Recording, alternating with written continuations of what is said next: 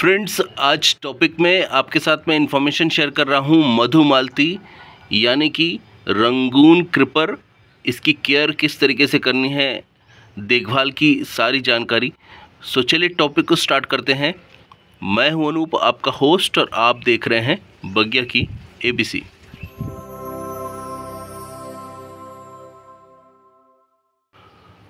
So friends, सबसे पहले बात करते हैं इसे लगाने के सही समय के बारे में।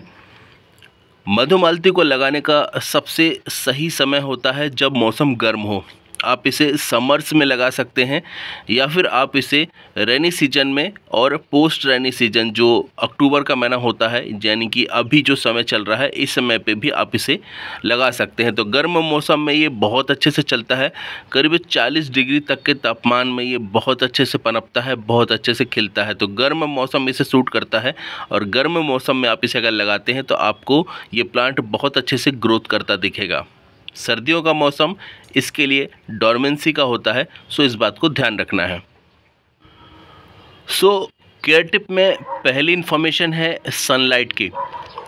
रंगून क्रीपर यानी मधुमालती को जितना ज़्यादा आप सनलाइट में एक्सपोजर देंगे, जितना ज़्यादा धूप में रखेंगे, उतना ज़्यादा इसको ग्रोथ मिलती है, उतना अच्छे इसके फ्लावर्स आते हैं, उतनी इसमें खुशबू रहती है। तो सभी कुछ बहुत अच्छे से चलता है अगर इसे सनलाइट प्रॉपर मिलती है। कम से कम 6 घंटे की धूप आप इसे दें, और अगर आप इसे पूरे दिन की धूप दे सकते हैं तो ये और भी ज़्यादा अच्छा होगा। प्लांट आपका बहुत अच्छे से ग्रोथ करेगा। नेक्स्ट है इसका सॉइल। आपको मधुमालती का सॉइल इस तरीके से प्रिपेयर करना है कि उसके अंदर में वाटर होल्ड नहीं होना चाहिए। अगर पानी रुकता है तो इसकी जड़ें खराब होंगी और प्लांट आपका ख़राब होगा। इसके अलावा इस प्लांट के ख़राब होने की दूसरी कोई कंडीशन नहीं हो सकती है।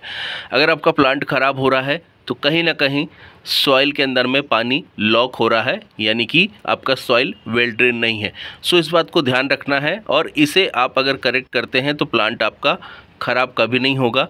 या ख़राब हो रहा है और आप इसे अगर सही कर लेते हैं तो प्लांट आपका बच जाएगा। सो इस बात का ध्यान रखना है। नेक्स्ट है वाटरिंग। मधुमालती को आपको पानी तभी देना है जब इसकी सॉइल आपको ड्राई दिखती है। अगर गीली मिट्टी में बार बार आप इसे पानी देंगे तो प्लांट रूट रॉट का शिकार होगा और फिर ये ख़राब हो जाएगा। सो इस बात को स्पेशली आपको ध्यान रखना है कि जब इसकी सॉइल ड्राई दिखे तब आप इसे वाटरिंग करें। सर्दियों के समय में 2 से 3 दिन में, 4 दिन में पानी देंगे चल जाएगा। वीक में एक बार भी देंगे तो चल जाएगा। गर्मियों के समय में आप इसे डेली वाटरिंग कर सकते हैं, या बहुत ज़्यादा गर्मी पड़ रही है तो आप इसे 2 से 3 बार भी दे सकते हैं। लेकिन बारिश के समय या सर्दियों के समय अगर आप इसे अननेसेसरी वाटरिंग कर रहे हैं तो प्लांट आपका रूट रॉट का शिकार होकर मर सकता है। इस बात को ध्यान रखना है। नेक्स्ट है मधुमालती को लगाते समय एक बात का विशेष रूप से ध्यान रखना है। इसकी 2 वैरायटी आती है। एक वैरायटी बेल वाली होती है और दूसरी डुआफ होती है, यानी कि बोना प्रजाति, जो गमले में लगाने के लिए सर्वश्रेष्ठ होती है। और इसी को लगाना चाहिए अगर आप कंटेनर गार्डनिंग कर रहे हैं, टेरेस गार्डनिंग कर रहे हैं। जैसे कि आप यहाँ पे देखें कि ये जो मेरा प्लांट है ये गमले में लगा हुआ है और फ्लावरिंग भी कर रहा है। बर्ड्स भी इसमें ढेर सारे आपको बनते दिख जाएंगे।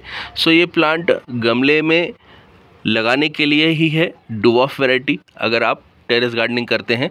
और अगर आप लैंड पे यानी कि ज़मीन पे लगाना चाह रहे हैं तो भी आप इसे लगा सकते हैं, लेकिन उसके लिए बेल वाली वैरायटी अगर आप यूज़ करते हैं तो ज़्यादा अच्छा रहेगा, क्योंकि जितनी ज़्यादा फैलेगी उतनी ज़्यादा सुंदर दिखेगी। और जो बेल वाली वैरायटी होती है वो ज़मीन पे ही ग्रो कर पाती है, ज़मीन पे लगाने पे ही फ्लावरिंग दे पाती है। सो अगर आप कंटेनर में लगा रहे हैं तो डुआफ वैरायटी, और अगर आप ज़मीन पे लगा रहे हैं तो बेल वाली प्रजाति। इस बात को ध्यान रख कर ही आप प्लांट को लगाएं।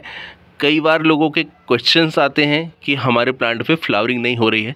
सो अगर आपने कटिंग लगाई है और बेल वाली वैरायटी आपने जो है गमले में लगाई है तो फिर आपको फ्लावर्स नहीं मिलेंगे। आप देखिए छोटा सा प्लांट है और फ्लावरिंग कर रहा है। नेक्स्ट है फर्टिलाइज। आप इसे 2 तरीके से फर्टिलाइज़ कर सकते हैं। पहला फर्टिलाइज़र है काऊ डंग मैन्योर, यानी कि गाय के गोबर से तैयार करी हुई खाद। दूसरा है लीफ मोल्ड यानी कि पत्तियों की खाद। इन दोनों का प्रयोग अगर आप करते हैं तो बहुत अच्छा रहेगा।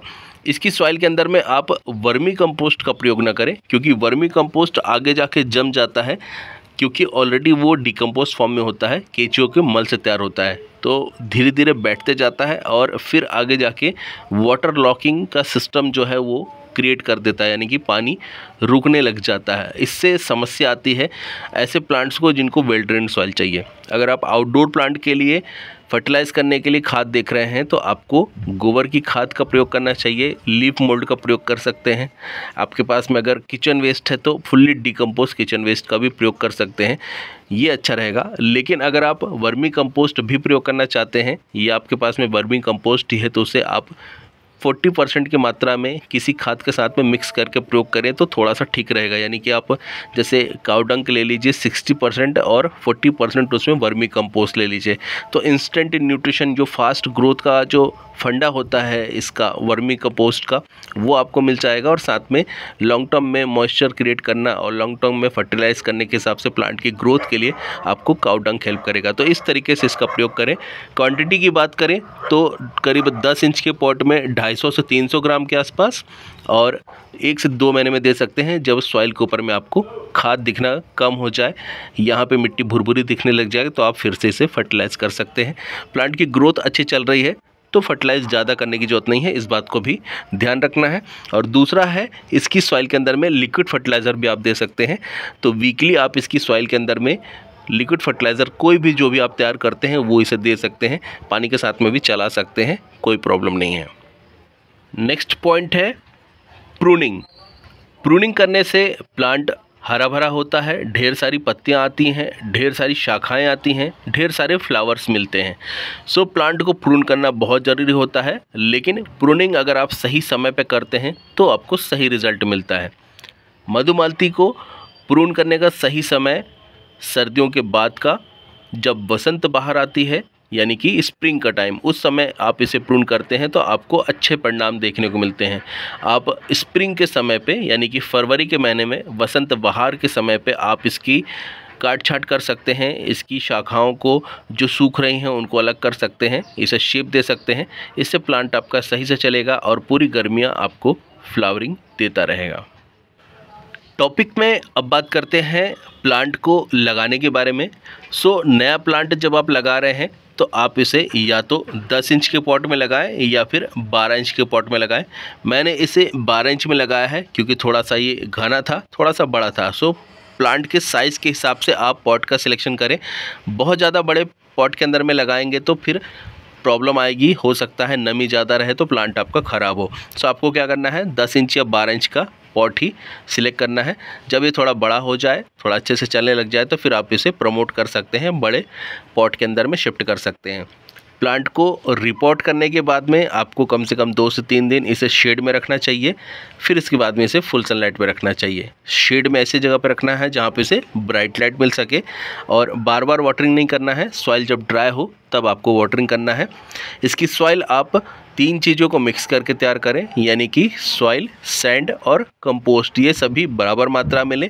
साथ में इसके अंदर में अगर आपके पास में फंगीसाइड है तो उसे ऐड करें, नीम की खली है, सरसों की खली है तो उसे ऐड करें, कैस्टर केक मेरे पास में रहता है तो मैं उसे भी ऐड करता हूँ, राख आपके पास अवेलेबल है तो उसे ऐड करें, एप्सम सॉल्ट अवेलेबल है तो उसे ऐड करें। ये सारे नेसेसरी चीज़ें हैं जिन्हें आप ऐड करते हैं अगर सॉइल मिक्स तैयार करते समय, तो प्लांट आपका रिपोर्टिंग के शौक में नहीं जाता है और सही से चलता है, फंगस और दूसरी समस्या उत्पन्न नहीं होती है। तो इन बातों का ध्यान रख के आप इस प्लांट को रिपोर्ट करें या किसी और प्लांट को भी इसी तरीके से आप रिपोर्ट कर सकते हैं। नेक्स्ट है प्लेसमेंट। प्लांट को रिपोर्ट करने के बाद में आपने 2 से 3 दिन कम से कम शेड में रखा। दिन इसके बाद में जब आप इसे प्लेस करते हैं तो ऐसी जगह पर रखें जहाँ पे पूरे दिन की धूप इसे मिल सके। नॉर्थ का साइड या ईस्ट का साइड सबसे बेस्ट है, जिस तरफ ज़्यादा धूप आ रही है उस तरफ इसे रखें। सो इन सारी बातों को ध्यान रख के आप मधुमालती के प्लांट की केयर कर सकते हैं। इस टॉपिक को मैं यहीं पे वाइंड अप कर रहा हूँ। अगर कोई टॉपिक से रिलेटेड आपकी क्वेरी है, कोई सवाल है, तो आप मुझे कमेंट बॉक्स में कमेंट करके पूछ सकते हैं, या किसी और टॉपिक से रिलेटेड है तो भी आप पूछ सकते हैं। टिल देन के लिए friends, bye bye, thank you, happy gardening.